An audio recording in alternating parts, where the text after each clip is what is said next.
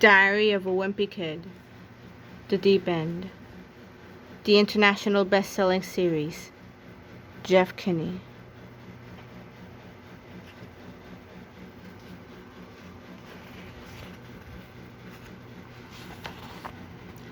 The Diary of a Wimpy Kid series. 1.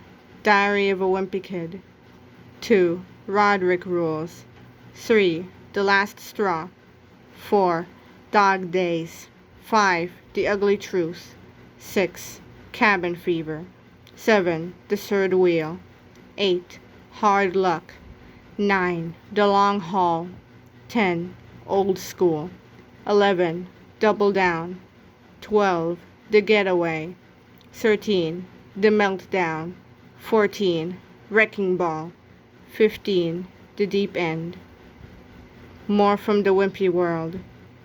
The Wimpy Kid Do-It-Yourself book. The Wimpy Kid Movie Diary. The Wimpy Kid Movie Diary. The next chapter. Diary of an Awesome Friendly Kid. Raleigh Jefferson's Journal. Raleigh Jefferson's Awesome Friendly Adventure.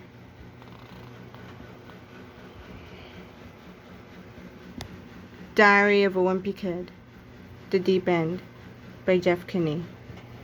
Amulet Books, New York. Publisher's note. This is a work of fiction. Names, characters, places, and incidents are either the product of the author's imagination or used fictitiously, and any resemblance to actual persons, living or dead, business establishments, events, or locals is entirely coincidental. To Ryan. August, Thursday. I love my family and all, but I don't need to spend 24 hours a day with them, 7 days a week. And that's exactly the way it's been around here lately.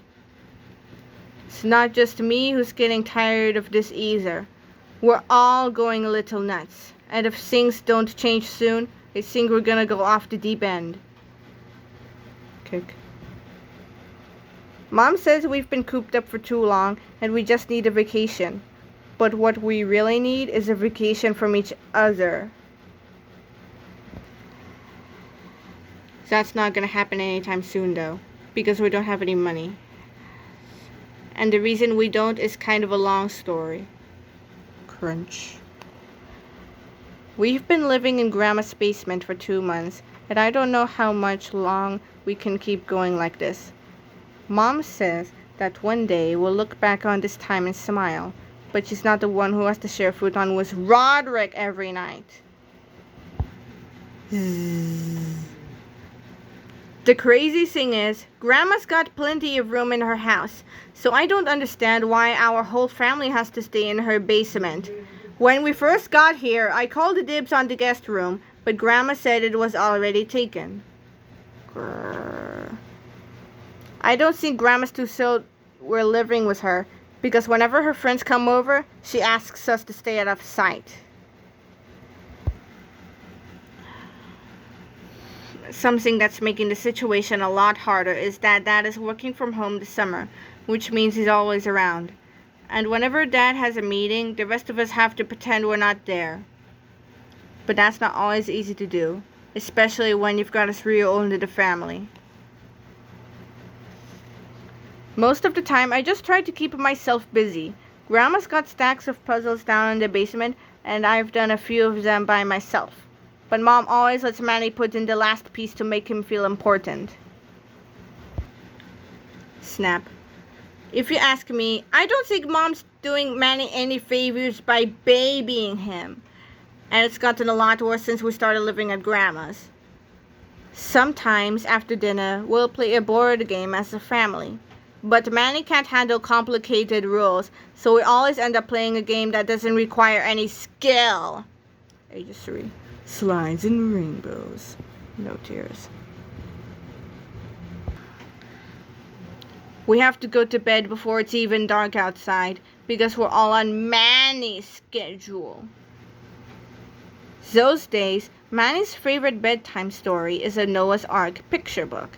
It's about this guy who hears it's gonna rain for a really long time, So he builds a giant boat to ride out the storm with a bunch of animals. The illustrations in Manny's book are all cartoons, and they make it look like a flood that wiped out half the earth was kind of fun. But I guess if the drawings were more realistic, parents wouldn't buy it for their preschoolers. I've got some questions about the Noah's Ark story though. For starters, I want to know why Noah let venomous creatures like snakes and scorpions on board.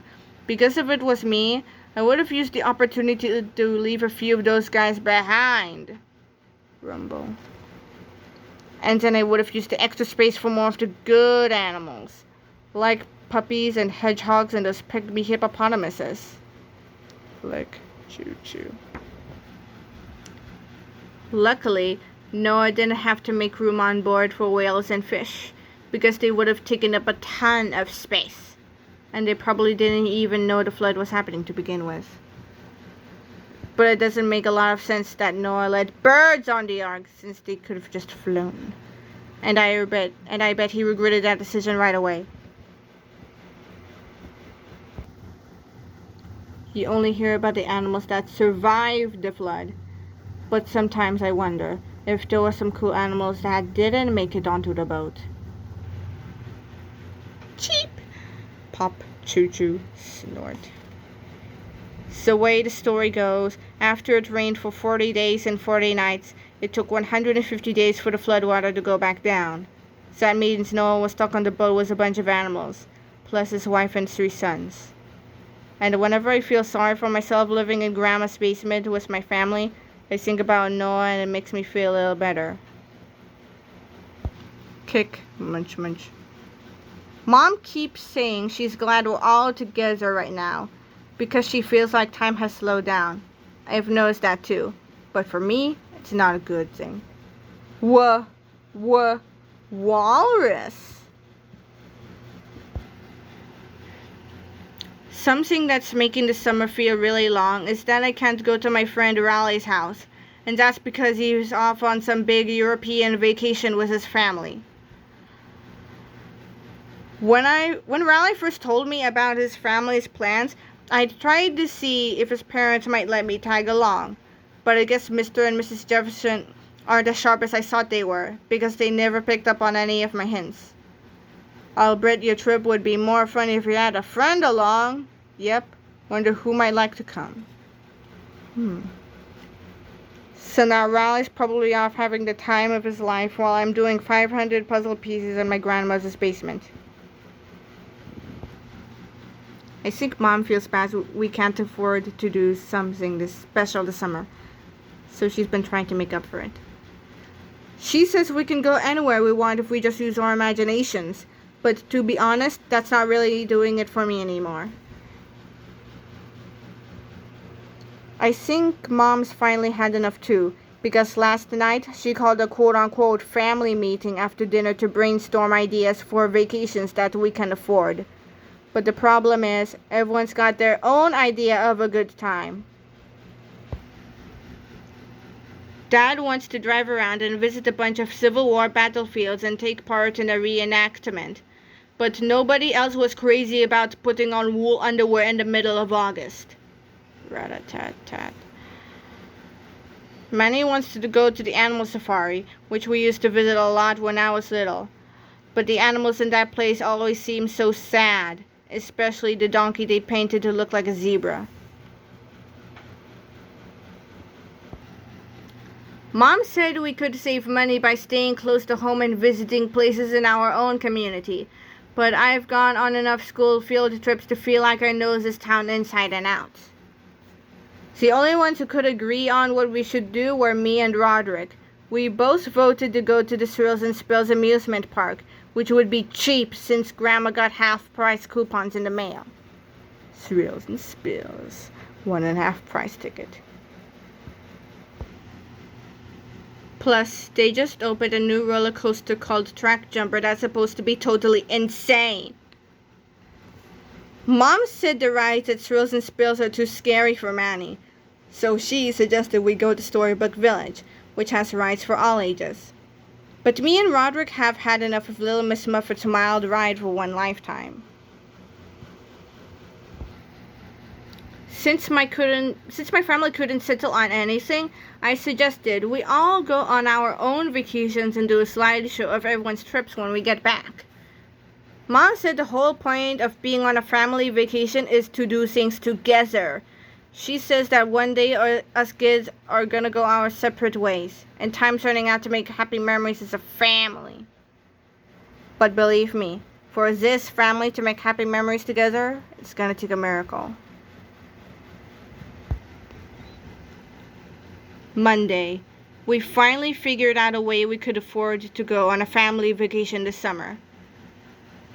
On Saturday night, my great-grandmother, Gammy, called Dad and asked if he could get rid of Uncle Gary's camper, which has been parked in her driveway for the past 2 years. Apparently, Uncle Gary ran off to work as a rodeo clown, and she doesn't think he's coming back anytime soon. At first, Dad was mad, because he's always cleaning up Uncle Gary's messes. But Mom said the camper was the solution to our vacation problems. Mom said the reason vacations are so expensive is because staying in hotels and eating at restaurants cost a lot of money. She said the camper would take care of both of those things. Then Dad started getting excited. He said we could hit the open road and stop for the night whenever we felt like it, and we could cook for ourselves too.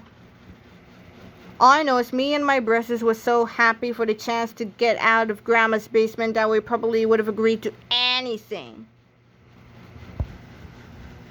Mom says we'll have a lot of adventures along the way, and now I'm getting kind of excited about this trip too. In fact, I'm actually starting to feel a little bad for Raleigh, because while he's stuck in a boring museum on the other side of the world, I'm going to be off doing something really wild.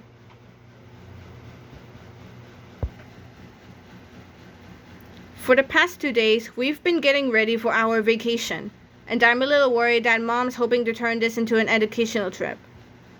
Wildlife bingo. Free. But believe me, the last thing I'm planning on doing is any learning.